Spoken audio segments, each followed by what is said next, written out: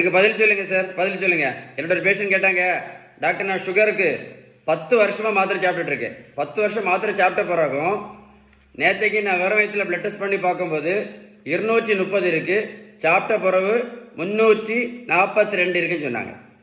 கரெக்டா இல்லையா? புரிஞ்சுதா? கேள்வி புரிஞ்சுதா இல்லையா? அது ஏன் தெரியுமா உங்களுக்கு? ஏன் தெரியுமா?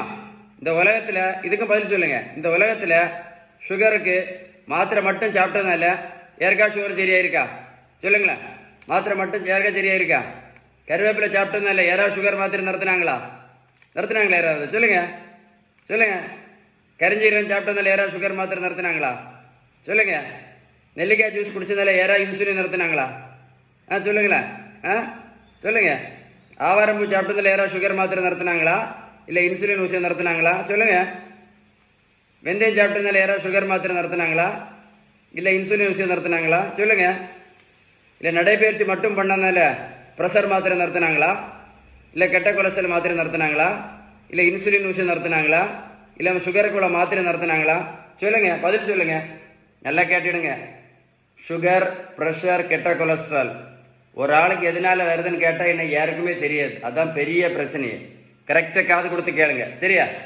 சுகர், ப்ரெஷர், கெட்ட கொலஸ்ட்ரால் இந்த மூணுக்குமே ஒரே ஒரு காரணம் தான் இருக்குது. தெரியுமா உங்களுக்கு? எதுன்னு தெரியுமா?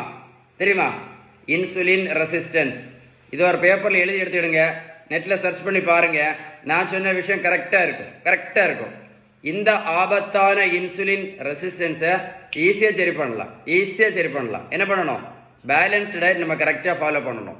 நீங்கள் பேலன்ஸ்டு டயட் கரெக்டாக ஃபாலோ பண்ணலேன்னு வைங்களேன், நீங்கள் பேலன்ஸ்டு டயட் கரெக்டாக ஃபாலோ பண்ணலைன்னா முதல்ல 2 மாத்திரை, அப்புறம் 4 மாத்திரை, அப்புறம் 8 மாத்திரை மட்டும் இல்லை, வாழ்க்கை முழுவதும் இன்சுலின் போட வேண்டியது கண்டிப்பாக வரும். இந்த தம்பி பாருங்கள், 70 கிலோ வெயிட் குறைச்சிருக்கேன். 140 70 கிலோ. ப்ரோட்டீன் பவுடரும் கொடுக்கல, மாத்திரையும் கொடுக்கல, ஜூஸும் கொடுக்கல, ஊசியும் போடல.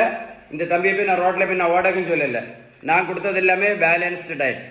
நான் சொன்ன இன்ஃபர்மேஷன் கரெக்டாக இருந்தால் இந்த வீடியோ சேவ் பண்ணி வைங்க, ஒரு கூட போட்டு கேளுங்க, சரியா? வீடியோ லைக் பண்ணி இந்த மாதிரி மாத்திரை இன்சுலின் போட்டுட்ருக்காங்க இல்லை, உங்கள் ஃப்ரெண்ட்ஸுக்கு மறக்காமல் ஷேர் பண்ணி கொடுங்க.